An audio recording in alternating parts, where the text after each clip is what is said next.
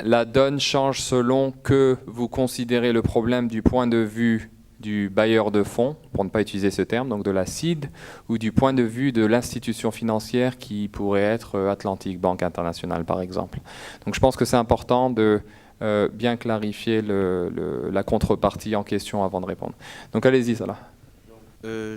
Comme je l'ai dit ce matin dans la présentation, et je pense que c'était la première des slides à mon avis, l'élément principal et indicateur d'un pricing, en gros, sont les tendances macroéconomiques de la région. Aujourd'hui, si vous me dites que l'Afrique de l'Ouest bénéficie de pricing ou d'une tendance de pricing favorable ou en décroissance par rapport à ce qu'on a connu il y a quelques années, je suis d'accord avec vous.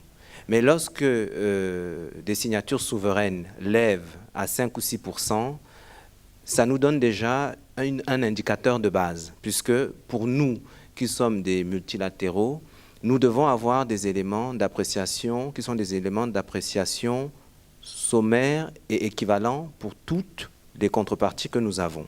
Donc, je regarde d'abord la sous-région, je vois quel est le pricing souverain. Sur la base d'un pricing souverain, je vois quel est le pricing de certaines industries et quels sont les pricing qui sont appliqués par rapport à vos différentes contreparties. Étant entendu qu'un pricing souverain aujourd'hui des meilleurs pays de la zone vous amène vers des taux qui sont de l'ordre de 5 à 6, en devise, votre devise locale, que ce pricing vis-à-vis de vos meilleurs clients soit de l'ordre de 6 ou 7, ça peut être acceptable par rapport aux fonds que vous arrivez à mobiliser par l'épargne locale, etc., etc. Ça, c'est en votre monnaie locale. Maintenant, lorsque je me réfère à un financement qui est un financement sur une base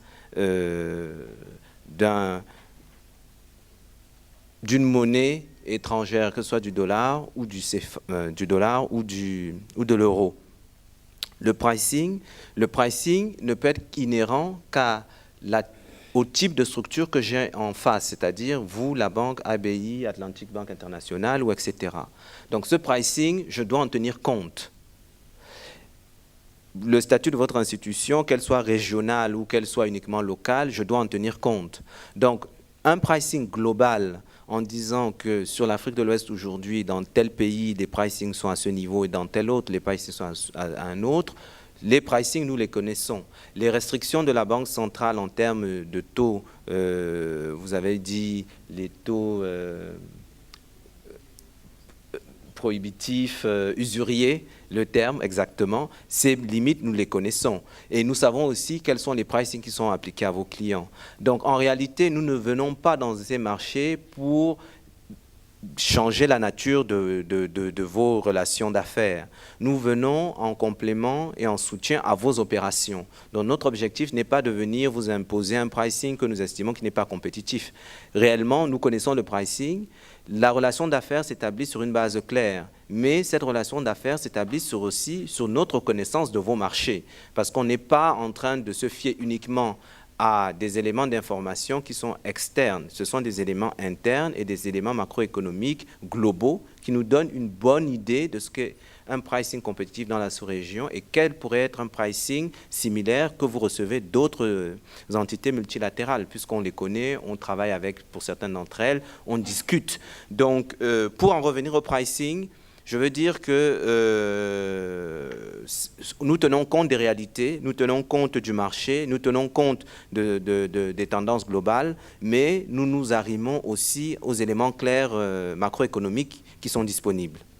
Donc, je pense que c'était le premier point. Le deuxième point, sur le monitoring, en réalité, tout ce que je peux dire, c'est que je sais que mes collègues, en ce qui concerne les projets de lignes de financement, sont très réactifs et ils passent des journées et des week-ends à traiter les demandes de décaissement. On n'a pas de problème à partir du moment où tous les documents, je sais que le challenge qu'ils ont généralement en termes de monitoring, c'est la qualité des documents qu'ils reçoivent. et la compréhension de ces documents-là. Mais au-delà de ça, en général, on n'a pas un souci majeur en termes de follow-up et de monitoring.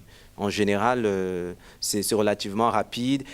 Comme on l'a expliqué plus tôt, le challenge est de vous familiariser avec nos prérequis.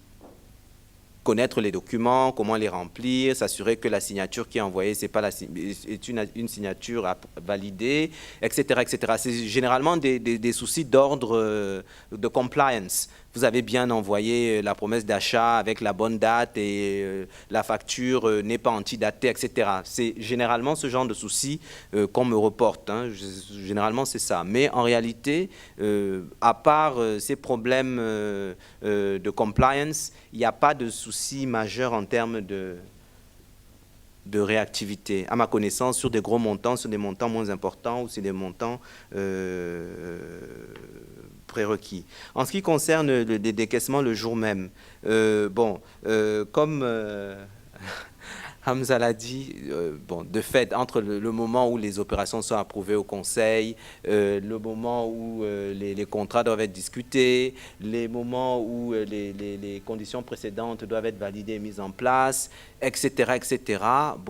La nature fait en sorte que, automatiquement, intrinsèquement, c'est quasiment impossible. Néanmoins, ce qu'on sait aussi d'expérience, c'est que pour des opérations spécifiques ou qui ont des enjeux particuliers, il n'y a pas d'exception qui soit faite, mais on travaille de façon diligente de manière à ce que certains objectifs soient atteints. Il se peut qu'il y ait un besoin dans 15 jours qu'une facilité soit décaissée. Ça peut être 50 millions, ça peut être 40 millions, peu importe la devise. Donc on y travaille jour et nuit, mais on essaye de... Une fois qu'on connaît le challenge, on essaye de répondre à la demande de la contrepartie et on le fait. En ce moment, nous sommes en train de le faire, par exemple. Nous sommes présents avec vous, mais on a des opérations qu'on est en train de suivre parce qu'il faut décaisser d'ici demain, puisque l'année Hedjira se termine dans 2 jours. Notre année calendaire se termine dans 2 jours et nous avons l'obligation de décaisser un certain nombre de facilités d'ici 2 jours, puisque demain c'est notre dernière journée de travail. Donc en ce moment, pendant que je vous parle, je suis en train de lire les différentes requêtes et en train d'essayer de pousser pour que tout ça sorte le plus tôt possible. Donc effectivement, on est relativement réactif. La pénalité, je laisse à Kamel vous répondre. Donc pour la pénalité de retard, la règle générale est claire. La pénalité de retard est un intérêt, elle n'est pas permise. Mais sur le plan de la finance islamique, en essayant d'être précis, le principe doit être, qu'il y a une exception, doit être formulé de la façon suivante. L'appropriation de fonds collectés au titre d'une pénalité de retard n'est pas permise. C'est-à-dire la collecte de la pénalité de retard, elle est permise, et je vous dirai pourquoi.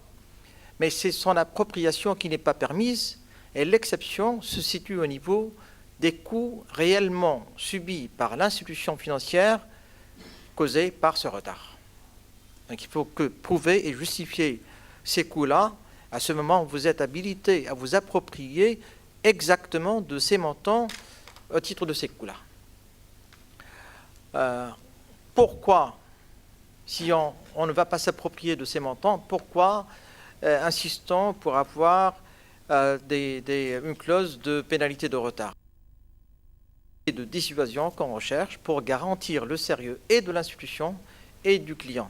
Parce que, vous savez bien, si on n'a pas de clause de pénalité de retard, il n'y a pas de motivation pour le client pour qu'il vous paye à temps.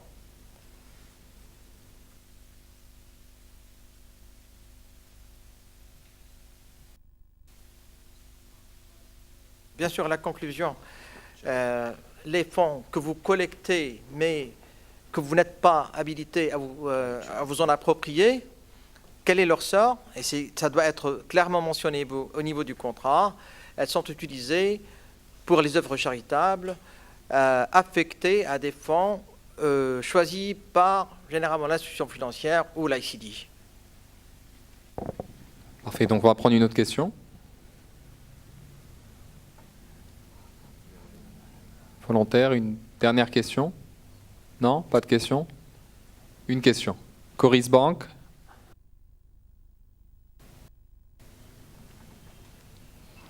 Moi, j'ai une question pour l'analyse de la... Parce que quand on... Comme si... Transité